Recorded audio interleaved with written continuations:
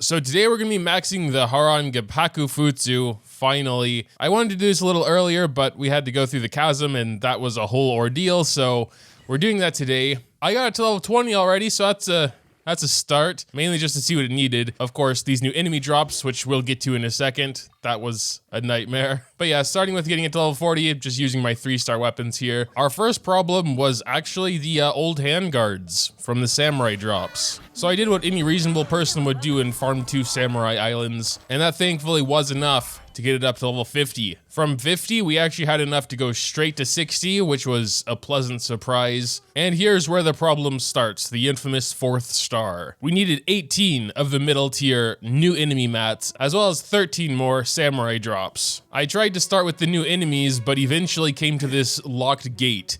I do eventually figure out how to get through this gate. We'll get to that a little bit later. At this point, I had kind of given up. Took a little time to buy an amber from the Star Glitter Exchange to make myself feel better, and then purchased everything possible from the Star Dust Exchange because I figured there's no way to get all these mats. Even according to the interactive map, I think there is only 13 of these guys. Most of them I think I did eventually find, but yeah, the Chasm, not only is it pretty difficult to navigate a lot of the times, but it's a new place and I'm not familiar with it, so thought this was the best course of action. I decided to at least not use my Star Glitter for now. We then went to the crafting station to combine everything we bought from the shop, and after all that, it was enough to get the 4th star and get it to level 70. And then the really real trouble starts.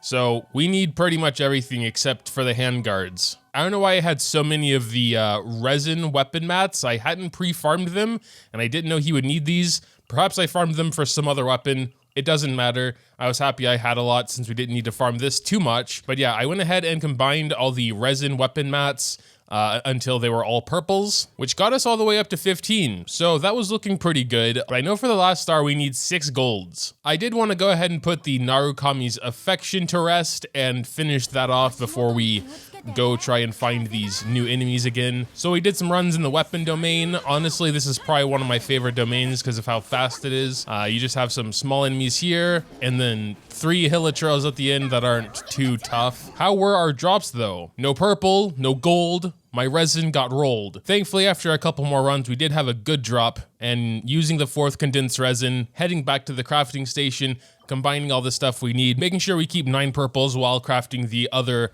3 golds we need, was enough to shelf away the resin weapon mat requirement. So here we are, it's the next day, my enemies have respawned. I would like to take you back down into the Chasm, show you how to get to some of these really annoying places like the underground waterway.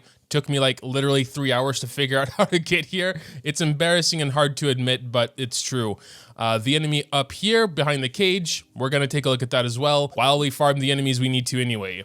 So we're going to go here, travel up and along this path. You can kind of see it on the map. This is one path you actually can trust. And from something or somewhere around here, you'll get a key. I did manage to record this while looking for it the other day, so exact place you get the key will be on screen. And with that key, you can open the gate leading to one of these enemies.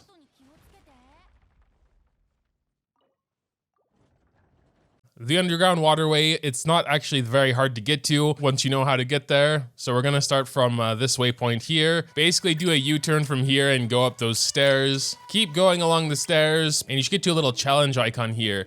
Keep going straight ahead into the actual like lake place. And once you see the underground waterway text pop up, don't jump down. You want to take a right and keep following this path. Past the slimes here, you should see a Sealy in the distance over there. Make your way to that Sealy. I mean, of course, if you haven't been here yet, but essentially just keep following the trail and you'll eventually come here to where you have 2 more enemies. There's actually a spot in this room where there are some of those geo bombs, and that should create a shortcut for the next time you want to come here. It blows a hole in the wall, and you should be able to get there a bit quicker in the future. Outside of the shadowy husk found here, the rest are pretty simple. I still haven't been able to find this one, so if you know, feel free to drop it in the comments. The one good thing about farming these guys is they do usually drop a decent amount of materials. The largest group of them, these 3, is through this cracked wall. First time I went here, I just crawled through it because that's possible, but you also can just break it.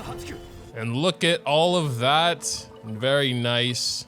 2 purples. But yeah, let's see where we're at. See if we can at least get it to 80. No, but hopefully once we use the crafting station, we don't need anything but the purple ones anymore. 126. Okay, yeah, they actually drop a lot. That's nice. I'm still pretty sure we'll need more because I think you need a massive amount for the last star. But dang, wait, getting 27 here? We might be actually good. 3 bonus, thank you, Sucrose. I don't know, it's gonna be close, and we're obviously going to need a bunch of samurai stuff as well, but let's just give it a look-see here. There is 80 anyway. Oh, wow, dude, we actually have exactly enough. Okay, well, first of all, I want to give a public apology to Bones, because I basically forced her at gunpoint to speedrun the chasm so I could farm more monsters. And what makes it even worse is that I don't even actually need them. I think she's still in the chasm, so I'm gonna tell her to relax real quick, be right back. But yeah, samurais, they're a bit of a pain as well for the opposite reason. There's millions of them, but they don't drop much. And we not only needed them already for Ayato's ascension, but also his talents, and now his weapons. So yeah. Back to the crafting station we go. Let's see how many we farmed. A good amount of the small ones. Yeah, I think that is enough. If my memory serves, it was 18 that we need, but it probably doesn't serve. It usually doesn't. Oh, hey, look at that. We are finally ready to max it. Let's go. This was definitely one of the more painful ones to max, for sure, because mainly the new enemies, I guess. Very middle of the road stats in terms of base attack to crit rate. Crit rate, very nice to have on a weapon. Crit rate, crit damage, those are my favorite secondary stats for most characters, so that's good. So I guess before anything else, we should figure out exactly how it works. We're gonna go ahead and equip it on, I don't know, Water Dude, good enough for now just to learn how it works. So here we have Water Dude with the Haran Geppaku Futsu. Let's go ahead and do Kazuha's E to start. We do see a little indication there above his head, some kind of something. Switching back to Water Dude, we can see some kind of indication on his right hand. I guess his sword hand. Yeah, but yeah, we should definitely have 2 stacks now. To actually activate the bonus, we need to do Water Dude's E. So we're gonna go ahead and do that. And it should be active now, but that is essentially how it works. So Xingqiu here would have a 40% normal attack damage bonus, and that lasts for 8 seconds. Definitely seems pretty easy to proc. In most cases, you're gonna be doing at least 2 skills. Yeah, and there it goes, you can see. So I should have both stacks again already just by doing, you know, a Kazuha E, Zhongli E. One thing I'm really happy about is that this bonus doesn't proc until the character does their own elemental skill, so none of the seconds go to waste there. So besides the obvious Ayato, who else can take advantage of this weapon? If we go into our bag and hit fast equip, we can see the 11 characters that can actually use swords. I mean, with its base stats alone, I think it'd be suitable for almost any damage-focused sword user. Keqing and Ayaka would be like the main ones I'm thinking about here. I generally do more charge attacks than normal attacks with both of these characters actually, but not only do you have to start with a normal attack to do a charge attack, but there are just some normal attacks thrown in there every now and then as well, so they would take some advantage of it. Also with its 12% all element damage bonus, they'll take advantage of that as well, at least if you have your Keqing built Electro. Miss Splitter would probably be better for both of them than this weapon if you have it. Otherwise, yeah, I can really only think of Ayato it being perfect for. It is his signature weapon, so that's to be expected. I'm honestly not too familiar with Jean and whether she is doing a lot of basics overcharged. If you have Cinnabar's Spindle for Albedo, which was a free 4-star event weapon, that's gonna be a lot better for him as well. So yeah, not a ton of characters, honestly. Again, for Keqing, it wouldn't be bad. Let's go ahead and give it a little try, I suppose. A few things should probably be changed since we have a crit rate weapon now, and Keqing doesn't need much crit rate because she gets like 15% from her burst. So that's already very much overkill. Yeah, I think that's a little bit better. People are always complaining that most of my showcases have Zhongli and Binny, so for this little mini showcase, we're not gonna have either of them. A lot of time they just make sense, you know?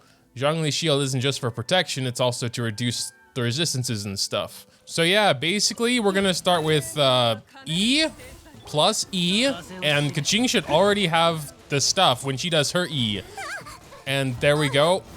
Yeah, should be good if I would not die here. Okay, let's try that again. This in particular is pretty bad, and Zhongli would help me so much because, you know, we have like an Electro team here in water. It's just no good. So does Keqing also have this? Ah, yes, but it is... I at least need a healer then. Where are you, Kokomi? Yeah, so she also has this on her right hand. I mean, you're probably not gonna be wanting to try and look at her hand anyway during battle. All you really gotta do is make sure you do 2 E's. Like, there's 1, there's 2. Boom. Now she has the normal attack boost. You know, not doing too bad.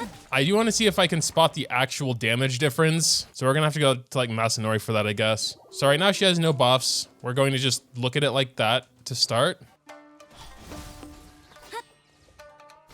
4,000, 4,023.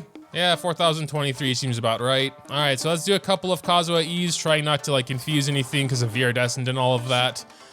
So that should be good. Now we're gonna do a couple more. She should have the bonus now. 4,890, so almost 1,000 extra damage there. Let's try that again just to make sure. 4,890, yeah. Looks about right. So there you go. Obviously, in someone like Ayato's case, this buff should be more impressive because basically all of his damage with normals, whereas Keqing does a lot more with charged attacks. But yeah, I guess that'll pretty much do it. From what I can tell, great weapon for Ayato, okay weapon for damage dealers, although I think in most cases it's not going to be best in slot. But it'll be fine. It'll be good. Like if you accidentally get this sword at one point, I definitely wouldn't be disappointed. Just for its main stats, it's a very versatile sword, and the 12% all element damage bonus applies to basically everyone, I guess, except physical. So if you have like a physical Chi-Chi or a physical Keqing, I mean, she would still get some benefit out of it. Her burst always does electro.